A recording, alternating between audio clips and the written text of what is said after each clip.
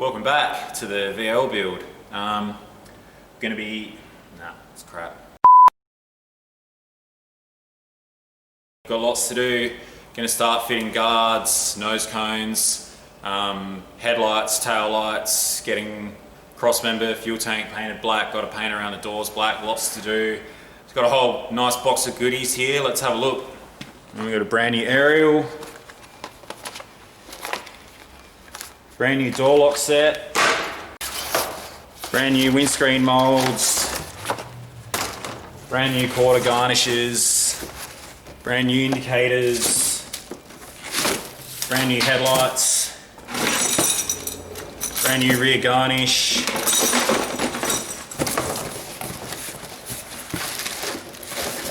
brand new tail lights. So before I put these guards on, I've just gone around underneath with a really high quality body deadener that also seals this off from moisture. You got to make sure you use the right one of these. Some of the water-based ones that you can get actually hold the water, which is bad. That's what you don't want. It's basically like holding a wet towel on your panel. Eventually it's just going to rust away. So I've been fitting everything up with some nice Allen key bolts. And these are actually available from my website in kit form. So you get the bolt, the washer, and in the Commodore case you get a clip. The clips in these usually have a self-tap style thread that I'm not a fan of them. A proper metric thread just gives you what you need to bolt the guard down properly. So if you're trying to adjust the guard up, get it to sit nice, get your gaps to all line up nice, you really need a bolt that can go in nice and tight. Those self-tapper style ones are prone to stripping if you crank on them too tight. And these look nicer as well. So check out my site, bennettsgarage.com.au. I do have a lot of kits available on there that I'm putting together. There's a whole store set up, so you can check that out if you like. There's a link in the description.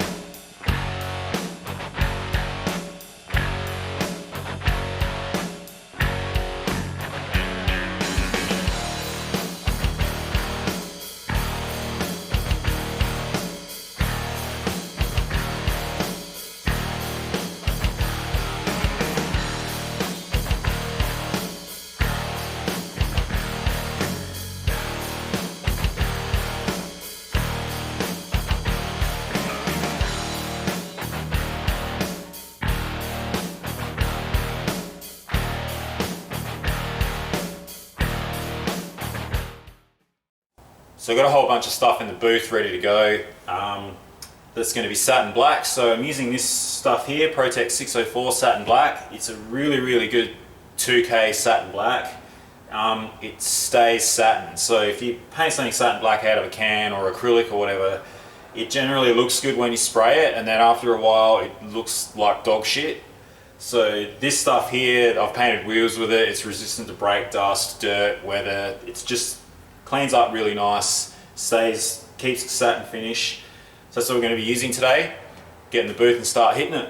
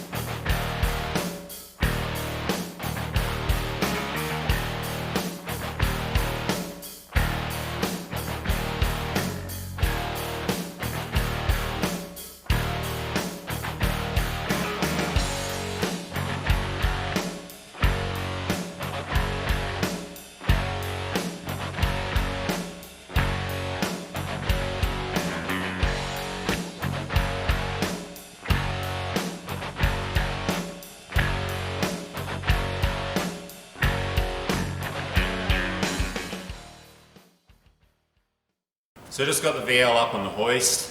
What I'm going to do is go over the whole floor pan with a really high quality body deadener, rust preventative, sound deadener, tar type stuff. So it's basically just under here scraping off all the crap, cleaning it up with a scourer, wax and grease remover, getting in here with a brush, and also a spray gun. And I'm just giving everything underneath here a good coat, a good seal up, and make all the wheel arches all nice and black. I've already done the back wheel arches. They come up pretty good. Give it a nice factory look and nice tidy look.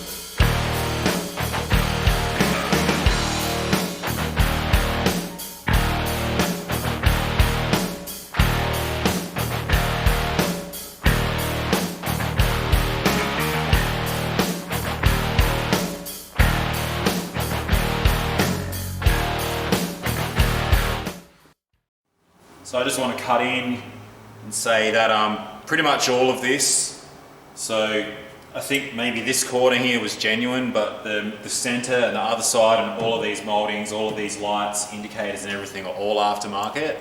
The aftermarket stuff never fits. It never fits the way the original stuff does. Also, being a car of this vintage, it's highly likely that this could have had front end damage at some point in its life. So I haven't really shown too much, but I mean, you can see how terribly the bumper bar fits right now. It's basically a lot of, you know, I'm not even sure how these are meant to clip on. I've just, as I showed, I put those speed nuts, threaded speed nuts in there or whatever. I've put screws in, you know, metric screws that are a lot nicer than say self-tapper screws or plastic clips, which is might be how they are originally held on from the factory. I've had to re-drill all new holes because none of the holes lined up. So if you're doing a project like this, and even fitting guards and stuff like that, don't be alarmed if you have to, you know, overlap holes or drill new holes or something to get it to fit nice, because it's just too hard if you're working on an old car that's possibly had damage in its life, or you've bought something that's crashed and you fix the damage and it's never going to line up. None of these aftermarket parts are going to line up, and you're just going to have to play around with it until you can get it to line up. I haven't really showed too much of it on camera because it's pretty monotonous and boring, like just watching me like making holes bigger and drilling new holes and all that kind of thing. You know, otherwise the video would be 2 hours long. You know, I've been here for, you know, most of the day just finding bolts and trying to get even just this front trim, you know, fitting nice. So it's a lot more work than it looks if you're doing a resto job like this on your own car at home. Be prepared to put the time and effort in, or else it's not going to be right. Alright, so that's it for today's video. Stay tuned for the next part, the final part. I've decided to split this into 2 parts because the video is starting to get pretty long. Thanks heaps for watching, thanks heaps for your support. Don't forget to like and subscribe. Hit the notification bell to keep updated. Thanks for watching.